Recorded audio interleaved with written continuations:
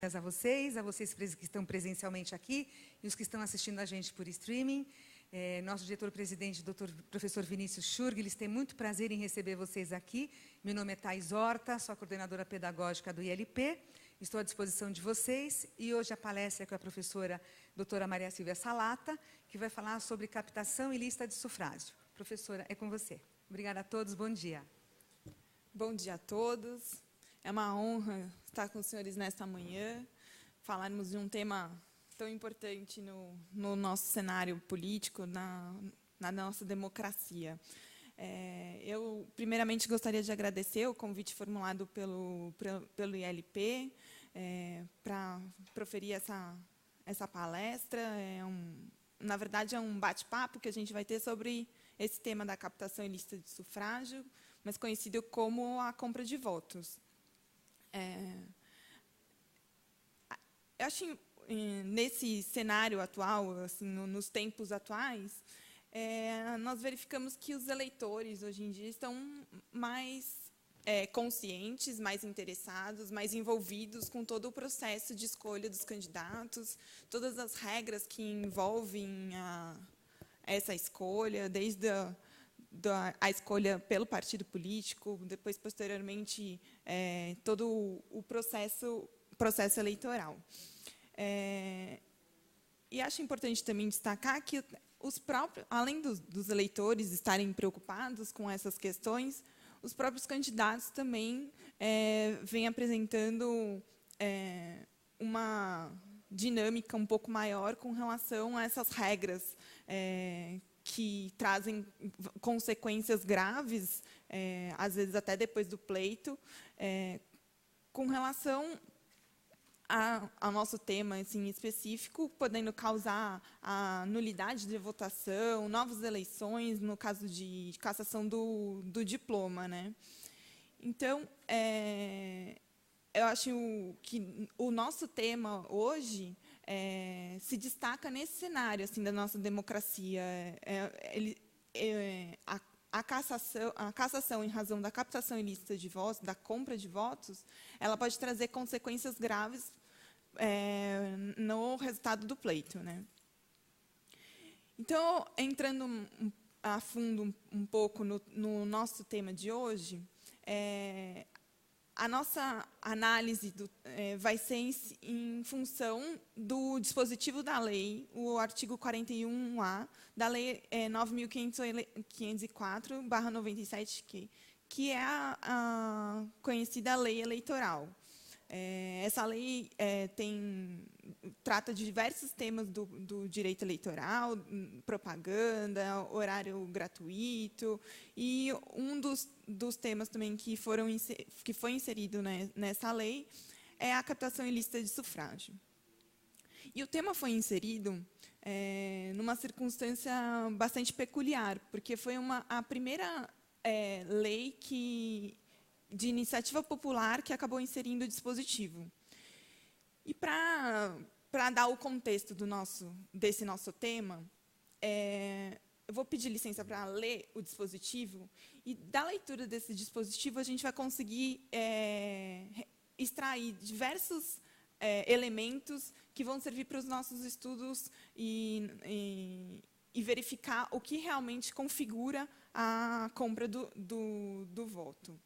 Então, o artigo 41A, no seu caput, fala: ressalvado o disposto no artigo 26 e seus incisos, constitui-se captação de sufrágio vedada por esta lei o candidato doar, oferecer, prometer ou entregar ao eleitor com o fim de obter-lhe o voto, bem ou vantagem pessoal de qualquer natureza, inclusive emprego ou função pública, desde o registro da candidatura até o dia da eleição, inclusive sob pena de multa de 1.000 a 50.000 UFIRs, e cassação do registro ou do diploma, observado o procedimento previsto no artigo 22 da Lei Complementar número 64, de 18 de maio de 1990.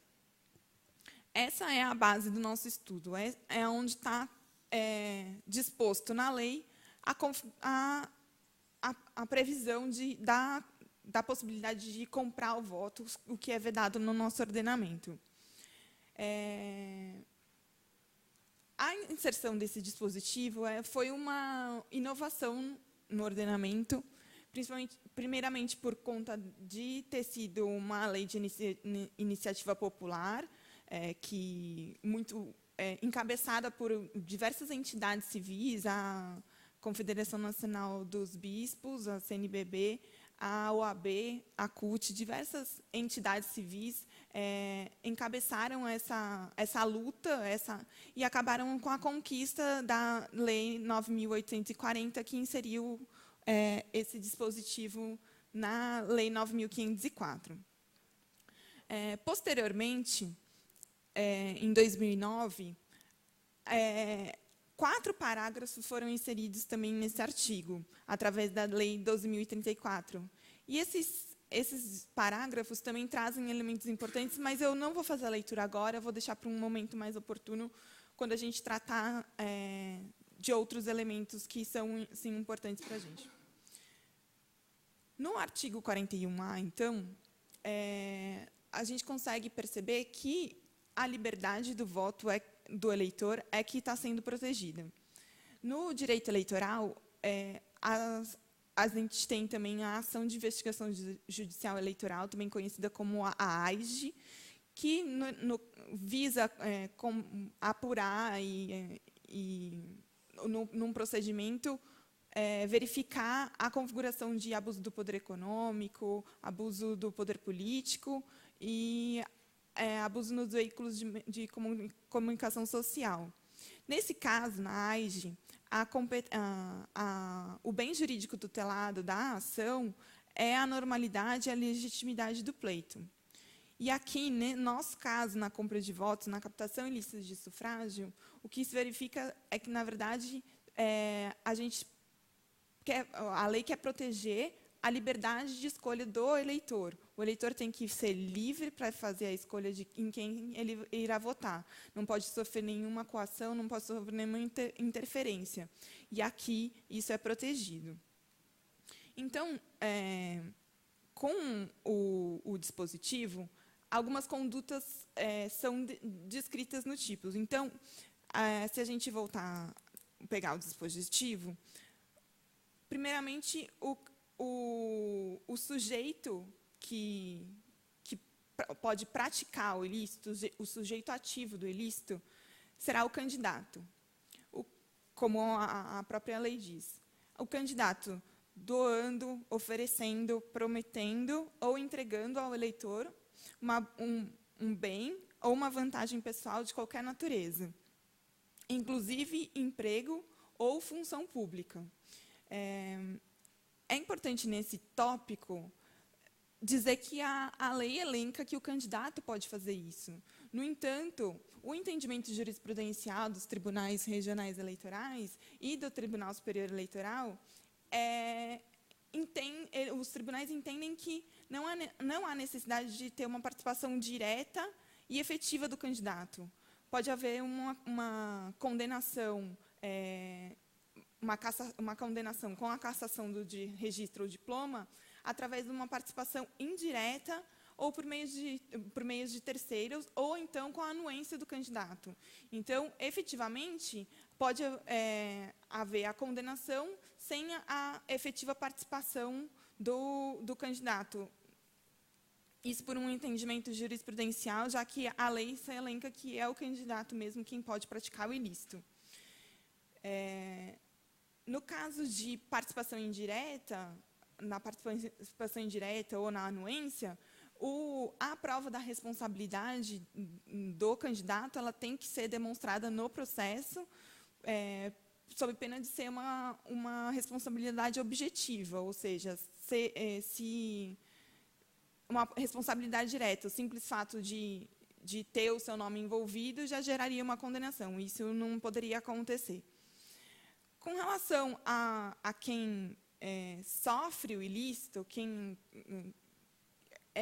a lei coloca como sendo o eleitor. E qual eleitor? O eleitor que tem a capacidade de votar, que tem a possibilidade de votar. No caso, se ele não pode votar por conta de suspensão dos seus direitos políticos, por exemplo, ele não seria um sujeito capaz de sofrer o ilícito, porque, na verdade, não poderia entregar o voto, que é um elemento essencial para a configuração do ilícito.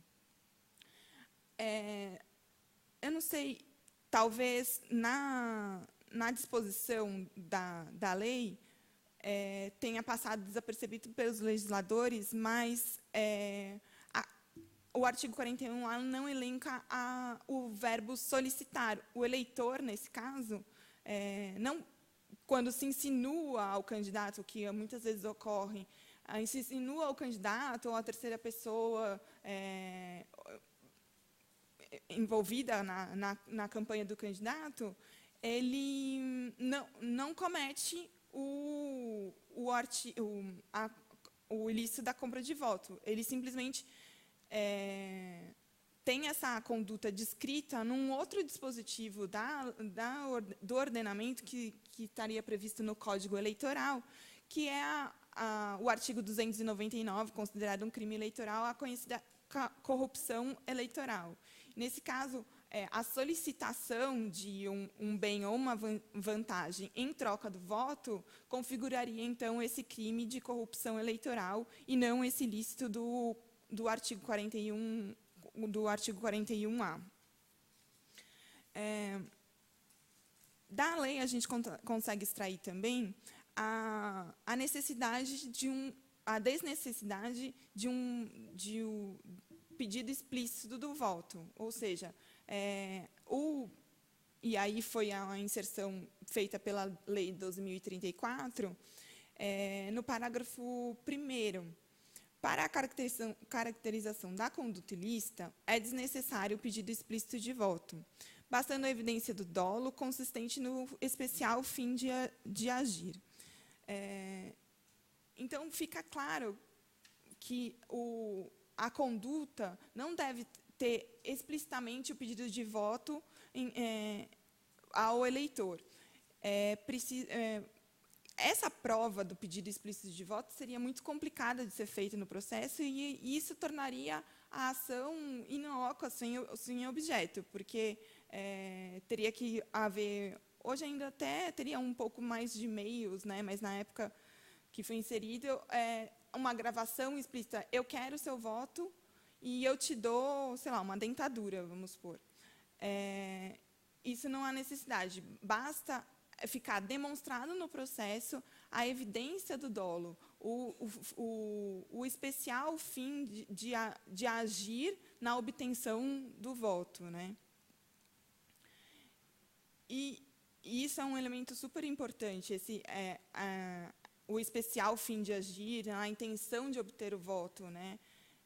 A finalidade eleitoral da conduta, não só a doação por mera espontaneidade. E esse especial fim de agir, já que não é a necessidade do pedido explícito do voto, ele vai ser analisado de caso a caso, assim, pelos juízes, juízes eleitorais e os ministros. Cada caso terá uma peculiaridade, uma especificidade de uma circunstância que trará elementos que configurem esse especial fim de agir, a intenção de obter o voto. Importante também retirar da legislação um tópico com relação ao período em que pode se configurar esse ilícito da compra de voto. A lei ela é bem clara que isso pode ocorrer desde o pedido de registro de candidatura até a data da eleição. Depois da eleição, não tem mais a intenção de obter o voto, que seria a finalidade principal, né? Esse ilícito da compra de votos é considerado uma infração formal. Formal por quê? Porque o eleitor, não é obrigatório que o eleitor tenha efetivamente votado naquele candidato que entregou, que doou, que prometeu, né? principalmente por conta da cláusula do sigilo do voto. Então, não teria como se apurar se realmente o eleitor votou naquele candidato e, por isso, assim, configuraria o ilícito eleitoral. Na realidade, o que é preciso é unicamente a promessa da entrega de um bem ou de uma vantagem com a finalidade eleitoral da conduta. É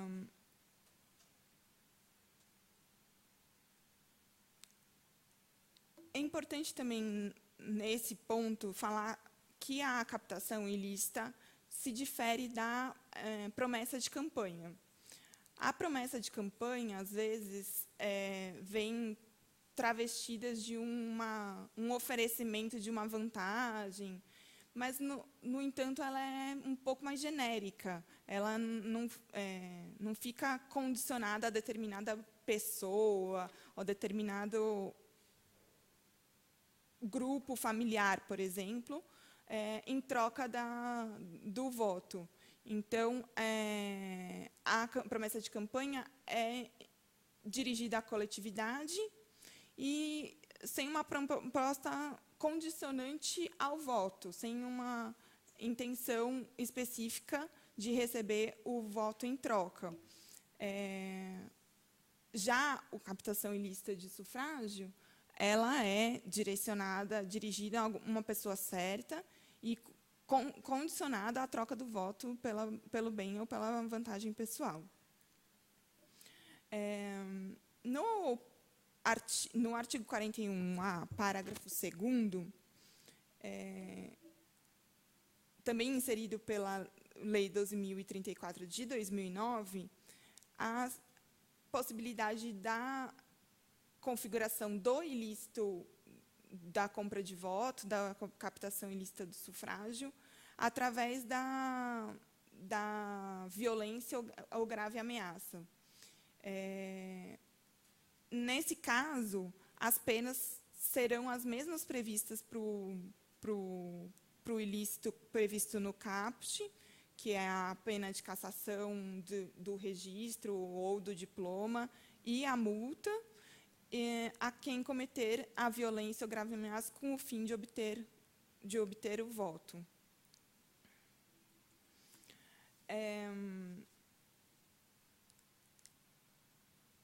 Interessante também a gente, e aí eu acho que fica um pouco, uma parte um pouco mais jurídica, mas que é importante principalmente para colocar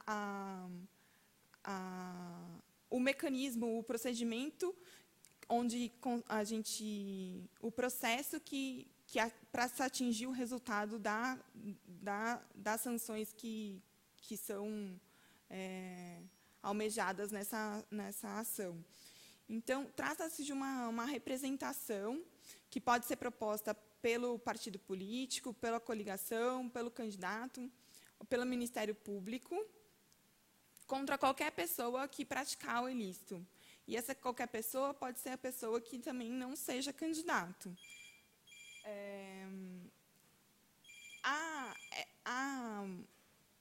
A propositura por partido, coligação ou candidato ou Ministério Público é prevista no artigo 22 da Lei Complementar 64 de 90, e esse rito, esse artigo que prevê o procedimento, está previsto também no artigo 41A, que exige a apuração através de um procedimento sumário. Houve muita discussão com relação a esse rito anteriormente, principalmente porque a captação ilícita de sufrágio está prevista na Lei 9.504, a Lei das Eleições. E nessa lei também tem um rito, e um rito bem sumário, que é usado para a apuração das propagandas irregulares, por exemplo, que servem para apurar condutas previstas nesta lei. No entanto, no artigo 41A, em face da sanção prevista de pena, a pena de cassação do registro do diploma, entendeu-se que aquela sanção seria muito grave para uma apuração muito sumária, com um rito bem mais célere, com prazos bem mais curtos, com impossibilidades de se produzir provas que dê a garantia suficiente para o candidato ou para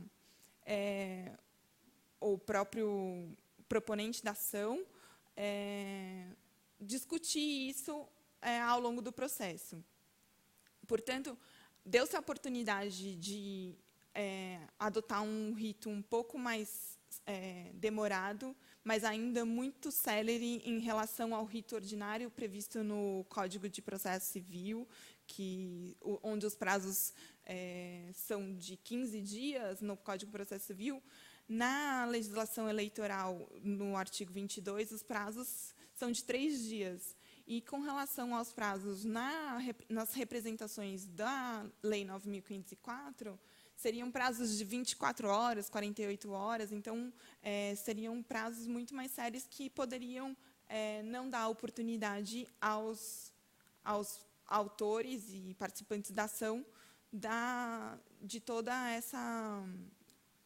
essa oportunidade de comprovação de todas as possibilidades de produção de prova. Então, optou o legislador por adotar esse rito sumário, dando essa oportunidade a todos. Isso ficou com bastante discussão, principalmente com relação aos prazos dos recursos que, posteriormente, em 2009, com a alteração legislativa, ela foi definida pela legislação que o prazo recursal seria de 3 dias. No entanto, havia sempre uma polêmica de que se adotaria o rito sumário, e, portanto, o prazo de 24, o rito sumaríssimo, e, portanto, o prazo de 24 horas. Essa discussão acabou sendo superada, e o artigo 41, parágrafo 4º, é expresso no sentido de que o prazo para recurso contra as decisões proferidas nesse artigo 41A será de 3 dias, a contar da publicação do julgamento no Diário Oficial. E aqui coloca-se o Diário Oficial. No entanto, no direito eleitoral, durante o período eleitoral, sabe-se que as publicações não são feitas pelo Diário Oficial, e sim publicadas em sessões de julgamento ou na própria secretaria dos cartórios eleitorais. Então, essa intimação mais célere também é a que prevalece em função do Diário Oficial. Depois do período eleitoral, com a possibilidade da ação se estender após as eleições, as publicações no Diário Oficial são veiculadas, e, então, a partir daí, começa a se contar esse prazo de 3 dias para interpor o recurso. Com relação ao prazo do ajuizamento da ação, também havia muita discussão com relação à data limite de propositura. No entanto, com a alteração da Lei 12.034, em 2009, o legislador também optou por definir esse prazo, e a data limite definida foi a data da diplomação. E não, anteriormente, falavam-se da data da eleição, e essa data limite ficou superada.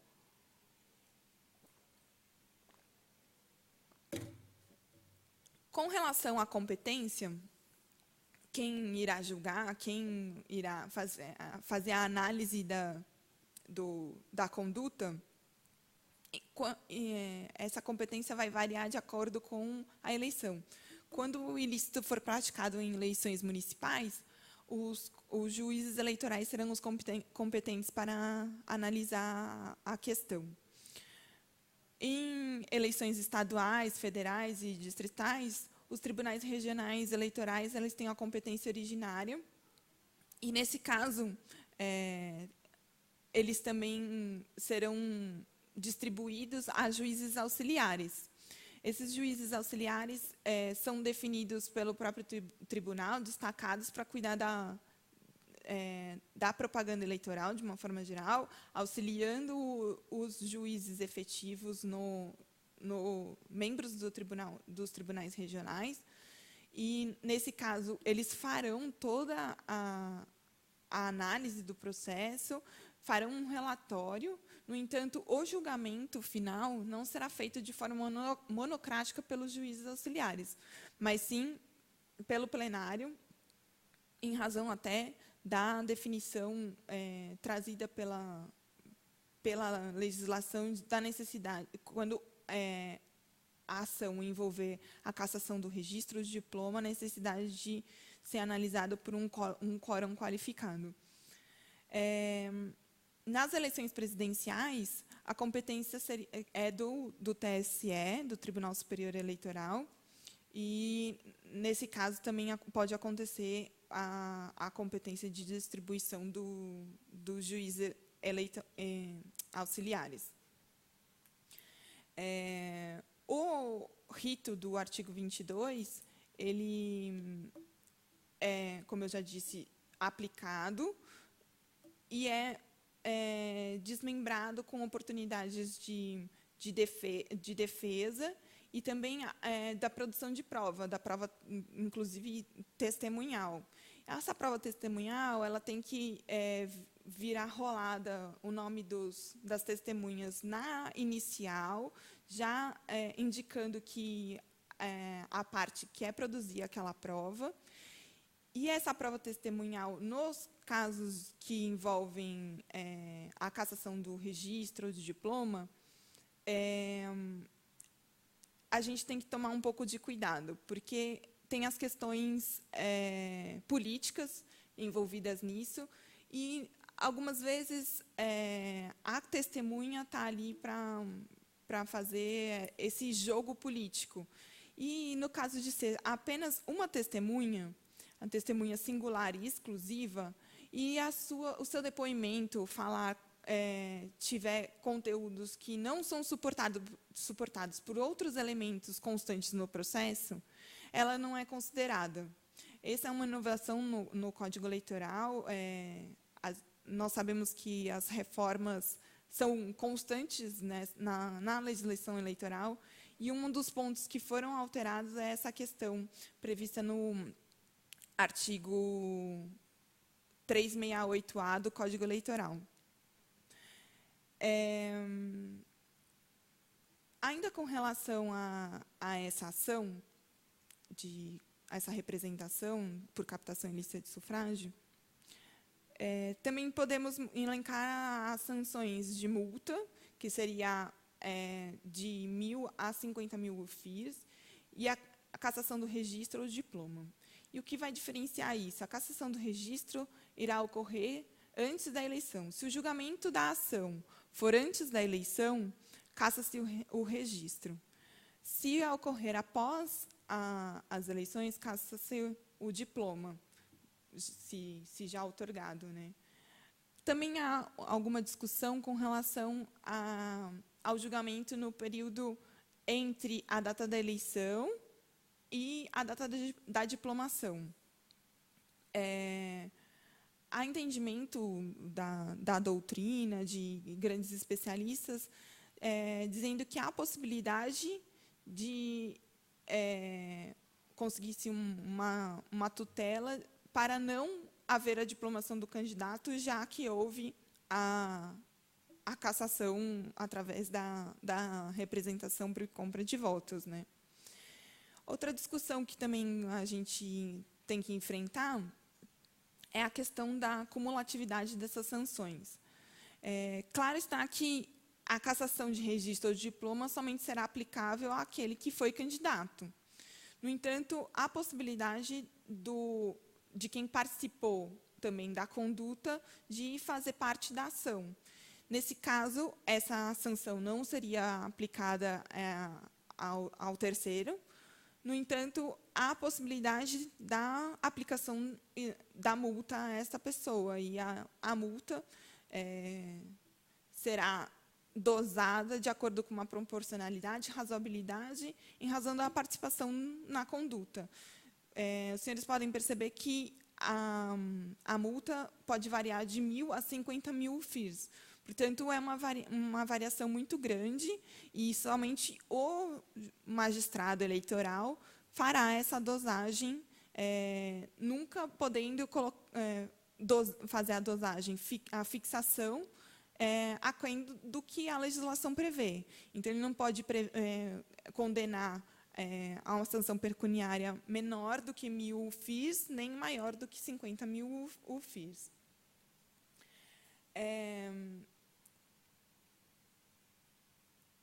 As sanções previstas em lei, então, são a multa e a cassação do registro do diploma.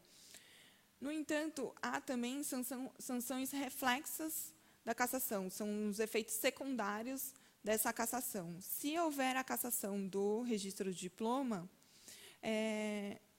eventualmente, caso aquela pessoa seja candidata, faça seu pedido de registro em eleição posterior, pode incidir a inelegibilidade prevista no artigo 1º, inciso 1, a linha J, da Lei Complementar 64 de 90, a Lei das Inelegibilidades, sendo que o dispositivo foi inserido pela Lei da Ficha Limpa. Então, a inelegibilidade ocorre de forma reflexa nesse caso.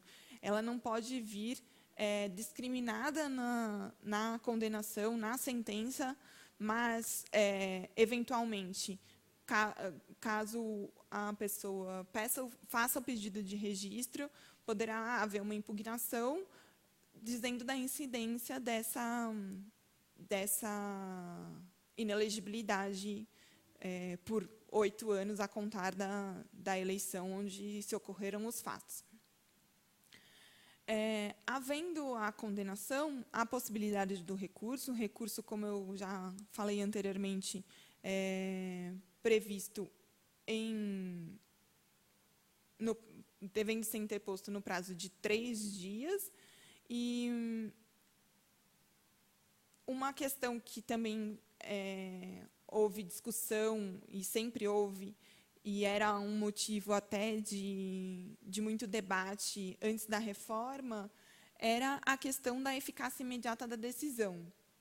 Anteriormente, com a decisão, já teria a cassação direta e o candidato sairia do mandato. No entanto, o dispositivo inserido no parágrafo 2º do artigo 257 prevê o efeito suspensivo automático nos recursos que tratam de matérias que envolvam a cassação do registro ou do diploma. Isso trouxe um reflexo muito grande também para os próprios candidatos, que ficam no exercício do mandato, mesmo havendo a cassação do diploma, já havendo uma condenação com relação a eles, né? E muitas pessoas ficam inconformadas com isso, mas acaba trazendo uma segurança jurídica para o processo, porque não fica havendo a troca de pessoas exercendo o mandato. E aí o próprio eleitor consegue ter a dimensão de quem está no exercício do mandato e podendo também trazer um caráter um pouco mais definitivo com relação à decisão que for a cassação, né? Eu trouxe rapidamente essas considerações. Acredito que a gente pode debater com perguntas, com algumas dúvidas que possam ter surgido durante essa exposição. Estou à disposição dos senhores no que eu puder esclarecer, algum ponto que possa ter trazido alguma dúvida. E agradeço a atenção de todos e fico à disposição. Muito obrigada. Alguém tem alguma pergunta já para a gente começar a debater? O que eu acabei esquecendo assim de trazer que é uma coisa muito diária no nosso dia a dia, né? Volta e meia a gente vê notícias de cassação de prefeitos, de vereadores, de governadores, em razão da compra do voto, né? A gente tem exemplos dos governadores que, por muitos anos, a gente não conseguia ver uma eficácia com relação a isso, mas ano passado tivemos o governador do Amazonas, que foi cassado, a decisão no TSE foi mantida e foram feitas novas eleições para terminar esse mandato até que se escolha definitivamente os novos candidatos no pleito desse ano. Então, até o final desse ano, eles falam de um mandato tampão, né, que seria para terminar esse mandato de alguém que já teria sido eleito, mas que, no entanto, foi cassado. Dia a dia, nos tribunais, a gente consegue vivenciar essa condenação por cassação do registro ou do diploma dos candidatos que fizeram a compra de votos durante o período eleitoral. Alguma dúvida? Tudo bom? A questão, acho que, principal desse tema é a questão da prova, né? Sim. Queria saber o que você acha a respeito da admissão da prova emprestada para efeito de cassação ou processo, a prova do crime no processo eleitoral, né? Uhum.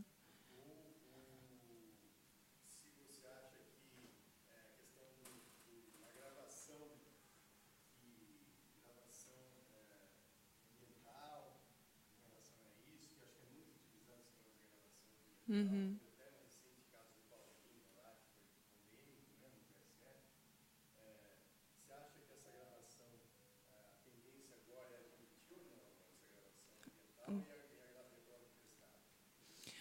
Eu só vou repetir a pergunta para o pessoal que está ouvindo aí pela internet. Dr. Milton Terra está dizendo que a questão principal dessa representação é a questão da prova.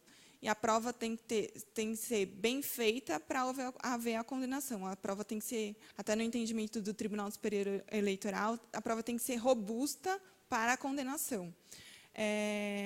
Ele questiona a questão da utilização da prova emprestada do processo criminal para a representação por captação ilícita de sufrágio. Além disso, acho que até nos tempos atuais aumentou muito a questão da gravação ambiental. Se ela seria válida para a utilização no processo, se a própria gravação demonstraria a intenção do candidato na captação ilícita do voto. Com relação à prova emprestada, eu acredito que o simples fato de ser uma instrução vindo de um processo criminal, ele não seria aplicável. Eu acho que tem que ter, na verdade, toda a produção de provas, ainda que auxiliem alguma coisa, algum elemento venha de prova emprestada, ela podendo ser utilizada no processo. No entanto, no processo da representação, no processo não criminal, no processo na área civil, eu acredito que o juiz deve oportunizar a questão da produção de provas, ou mesmo, se for determinante, da oportunidade. Com relação à gravação ambiental, é um debate que parece inesgotável, mas eu acredito que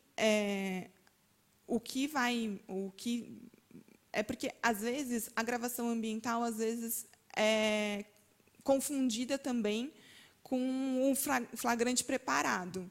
Muitas vezes, a pessoa já vai com a intenção de gravar e de falar que quer a obtenção, quer alguma vantagem em troca do seu voto. E aí isso também configuraria uma questão muito complicada, porque com essa segunda intenção, fica difícil ser aceita essa gravação no processo, durante a instrução. Eu acredito que devem ter circunstâncias que devem envolver a gravação, que são determinantes para a sua aceitação ou não, né? Então, esse debate é bem complexo. Eu acredito que o próprio Supremo Tribunal Federal tem horas que entende que a gravação ambiental somente seria possível se o interlocutor da gravação participasse dos fatos. Outras oportunidades, quem está gravando como terceira pessoa não envolvida nos fatos não seria possível. Tem uma discussão com relação a se for em ambiente particular, um ambiente fechado, com restrição de acesso, ou então na rua seria autorizado. É um debate extenso, eu acho. Tem alguma... Qual que é a sua posição para a gente? Só espera. Precisa do microfone? A jurisprudência, ora vai, ora vem. A gente sente uma volatilidade muito grande dessa jurisprudência, a questão da gravação ambiental, né? Então, por isso eu tenho essa dúvida, porque, ora, eles acham que, quando é feita pelo interlocutor, é válida, ora acham que não. Então, isso é uma questão que sempre deixa a gente preocupado quando tem que usar desse tipo de prova, né? E a questão lá da prova emprestada, também há correntes que não admitem, outras acham que é admissível prova emprestada. Enfim, no eleitoral, geralmente, se admite prova emprestada, né? Então, desde que ela seja idônea, né? Mas a gente vê que, como o TSE é uma corte que ela é constantemente renovada, né? Então, dependendo da composição da corte, no momento do julgamento, você vê a alteração da jurisprudência, né? Então, vamos torcer aí para que haja uma definição mais clara para dar segurança jurídica nessas tipo de tema, né? Porque o advogado fica muito inseguro com relação a esse tipo de situação, tanto quando ele está de um lado quanto do outro, né? Então, esperamos que o TSE tenha um pouco mais de firmeza com relação a certas teses jurídicas, para que não fique aí essa indefinição, essa insegurança jurídica. Eu acho que até a questão da gravação ambiental, até no âmbito criminal, isso também tem essa volatilidade que acaba trazendo enormes prejuízos, né? Porque como garantir a segurança jurídica se os próprios tribunais não sabem o que serão consideradas provas ou não, né? É complicado, é bem interessante esse tema. Eu acho que é difícil chegar a uma conclusão exata do que pode ser aceitável ou não. Tem alguém que gostaria de fazer alguma colocação? Dr. Milton, pode passar para ela, por favor? Você disse que é do período da candidatura até a eleição. O dia da candidatura é só para formalidade, mas o candidato ele faz já uma pré-campanha. E se ele incorre em todos os verbos da captação ilícita do sufrágio antes da candidatura, não entra aí na questão da captação ilícita? É só a partir da candidatura mesmo, antes não conta? Não, na verdade, o que pode acontecer é que a fatos anteriores ao pedido de candidatura podem ser até envolvidos na representação. No entanto, só a partir do pedido de registro que poderia ser intentada a ação mas poderia envolver fatos anteriores. No entanto, isso é um pouco diferente do que a lei elenca, né? É uma interpretação um pouco mais ampliativa, porque a lei é bem explícita no sentido de que a conduta deve ocorrer desde o registro da candidatura até o dia da eleição. Ela é bem específico. No entanto, no meu entendimento, há a possibilidade de ampliar para fatos anteriores, entendeu? Só mais uma questão. Lógico.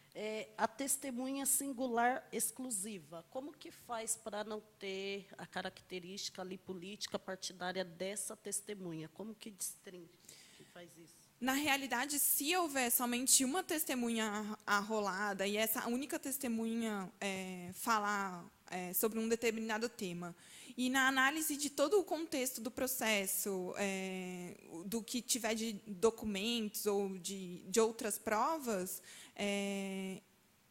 isso deve ser confrontado, entendeu? Se houver uma semelhança, alguma congruência no que é dito pela testemunha do que é demonstrado no processo, isso é considerado. No entanto, se houver uma distinção tremenda que não se vincule a nada do que tem já produzido no processo, essa prova pode ser desconsiderada. A testemunha pode ser filiada ao partido do acusado. Não entendi. Uma testemunha que ela é filiada do mesmo partido do candidato que está sendo investigado, ela pode ser testemunha? Aí tem que ver o envolvimento. Às vezes, o juiz pode ouvir até como informante, não como testemunha real, né? Muitas vezes acontece do juiz, ao invés de desprezar totalmente a testemunha, dispensar em razão de ser única, o juiz ouve como informante e depois vê os outros tópicos, os outros elementos do processo que podem ajudar ou não nessas informações que são colhidas pelo informante, não como testemunha, né? Alguma outra colocação? O senhor que quer ser candidato, ficou tudo claro? Já viu que não pode fazer? Hoje em dia, o deputado estadual, que eu tenho acompanhado, ele pode gastar até R$1 milhão. Obviamente, quem tem esse poder, até mesmo porque ele está na política, ele vai ser massacrado indiretamente. Então, a gente sabe que mora no Brasil, tal, enfim, nas comunidades, e é fácil aí aliciar os eleitores, muitas das vezes, indiretamente, obviamente, vendendo pizza, fazendo isso, aquilo, enfim, uma série de coisas. Mas existe uma possibilidade, de fato, da pessoa fazer, de repente, ter uma loja, enfim, lavar o dinheiro, é muito complicado. Então, quem tem menos condições nessas horas, eles investigam nisso e tal, para ver se tem uma relação, enfim. Essa questão mesmo de tendência, principalmente o pessoal que fica na periferia, é meio complicado. Se o TSE fiscaliza esse tipo de ação, até mesmo para saber se, nesse contexto, não tem a compra de votos direta, existe uma fiscalização do TSE brasileiro? Não, os próprios tribunais não têm um fiscalizador. No entanto, você, se, por exemplo, presencia uma cena de compra de votos ou faz parte de uma compra de votos, você pode denunciar ao Ministério Público Eleitoral. Existem até aplicativos com relação a essas denúncias, para abrir um processo e verificar quais foram as circunstâncias, se realmente foi uma compra de voto, e abrir todo o processo, que com toda essa produção de prova, com a oportunidade de defesa e tudo para o candidato. Mas há esses canais de denúncias, assim. É arriscado, né? Para você ter ideia, eu fui lá num evento, que ia ter o PPTA, aí cheguei lá, estava com a bandeira do Brasil, tinha 3 elementos lá. Aí, dá essa bandeira para mim. Aí eu, não, não, não. Aí pegaram minha bandeira e saí. Isso aí, fui lá para o evento mesmo, fui na delegacia, olha, daqui a pouco a gente vai lá. Então, quem entende aqui, existe uma, sei lá, já existe um aliciamento mesmo, entendeu? Das pessoas. Então, as pessoas já estão, algumas pessoas, principalmente que ficam na rua, já estão praticamente aliciadas a votar no partido, entendeu? Também é complicado. Eu que moro na periferia, eu observo algumas coisas nesse sentido. Então, se puder, leva adiante esse tipo de coisa para que realmente os candidatos que não tenham condições financeiras realmente possam brigar. Eu tenho um canal no YouTube justamente para falar de política, de cidadania e falar sobre Deus, para dar participação para todo mundo. Porque um candidato com R$ 1 milhão ele faz muita coisa, ele compra muita coisa. E agora, quem não tem condições realmente, eu que estou desempregado, tenho minhas canetas, é um marketing. Então, quem tem dinheiro realmente, há de se observar isso. Eu fui numa delegacia, o pessoal, não, estou fazendo flagrante, ou seja, até mesmo ter direito de cidadão não fiz. O pessoal levou minha bandeira, uma bandeira que eu tinha.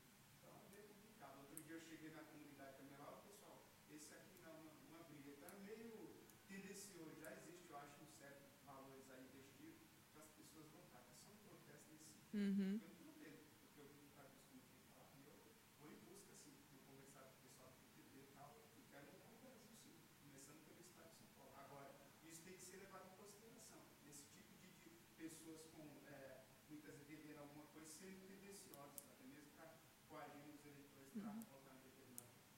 A gente tem até a possibilidade do próprio eleitor solicitar alguma coisa no candidato. Há diversos tipos de eleitores, né? Nós temos que ter isso em mente. Acaba sendo influenciado, né? Você vê que se continuar dessa forma que existe, e pessoas não condenam não sei o que, tem que estar dizendo, porque senão você apanha dependendo do repúblico. Então, o pessoal está meio politizado, mas está enraizando no sentido de ter vários grupos. E não é assim, o pessoal tem que olhar o que é certo. Independente do partido A, B ou C, você é o cidadão brasileiro. Poxa, tem 2 partidos, então ele tem que fiscalizar isso. Está de olho, eu estou de olho nisso, no projeto. Então, o eleitor... Ele tem que estar conscientizado, não ficar, poxa, defender uma exigência.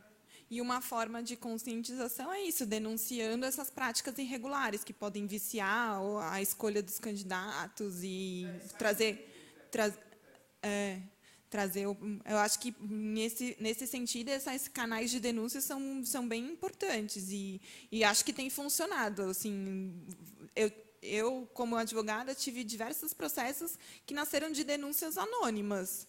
E isso também era uma questão bem questionável com relação a ser uma denúncia anônima, porque, às vezes, trata-se de questões políticas. O seu adversário, quem está denunciando, e você vai para frente com o processo, entendeu? Eu falei, quem tem dinheiro, realmente, ele vai massacrar. Isso é o corpo a corpo no dia a dia. Mas aí tem que ter igualdade para todo mundo. A pessoa tem a conscientização, porque a pessoa fica presa a um partido ou com medo de qualquer outra coisa, fica ali.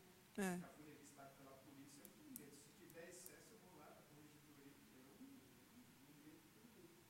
Com crime, a gente não vai denunciar. Isso é coisa de Secretaria de Segurança Pública. Mas eu estou nesse sentido, para a pessoa não ficar, poxa, coitadinha, ali, do lado do cidadão, acima de tudo. Independente do partido A, B ou C, a gente tem que ter consciência disso. Né? Mas tem muita gente que é aliciada. Para fortalecimento da própria democracia, né? Isso é por isso que é importante. Eu dou pancada, né? Entre aspas, no YouTube, eu falo, pessoal, se tem funcionário público que não está trabalhando, você está tudo errado. Eu não estou nem aí, porque eu sei do direito. Né? Muitas vezes a polícia tem truculência e tal, ela tem que trabalhar dentro da lei. A polícia não é juiz. E a gente não é nesse sentido, porque tem que ter medo desse tipo de coisa. Não amordaçar a pessoa, poxa, só vai ficar 2 partidos. A pessoa tem que ser um cidadão. Então, eu quero deixar essa mensagem justamente para as pessoas que estão aqui presentes não se aliciar, não se deixar levar pela mídia, ter sua opinião própria. Né? E, acima de tudo, fortalecer a democracia, porque o único pode privatizar tudo, menos a democracia. Agora, a pessoa que sabe que tem mais dinheiro, continua aí, enfim, eu não quero atacar partido, mas sim ter igualdade junto com os outros aí, independente de cor, raça, Existem muitas ideologias. A minha ideologia de pura raça ela é na mensagem de Deus. Deus não se mistura com a corrupção nesse sentido. Tanto é que eu não estou ligado na minha igreja. Eu faço meu projeto, eu tenho um canal no YouTube que eu tenho falado, e tem poucos inscritos. O pessoal tem medo porque realmente, mas pelo menos conscientizar um pouco. Ah, mas isso é bom, porque você já está passando a sua mensagem e já está se conscientizando também do que realmente o que deve ser feito, né? Bom, mais alguém tem alguma questão, alguma dúvida, algum ponto que queria colocar com relação a esse tema da compra de voto? Tá. Não tem, né? No dia a dia aí do gabinete não tem dúvida nenhuma? Eu agradeço, então, o interesse, a presença, a atenção e me coloco à disposição dos senhores para, eventualmente, qualquer dúvida que surgir aí na reflexão desse tema, a ajudar a solucionar. Muito obrigada, viu? Bom dia para todos.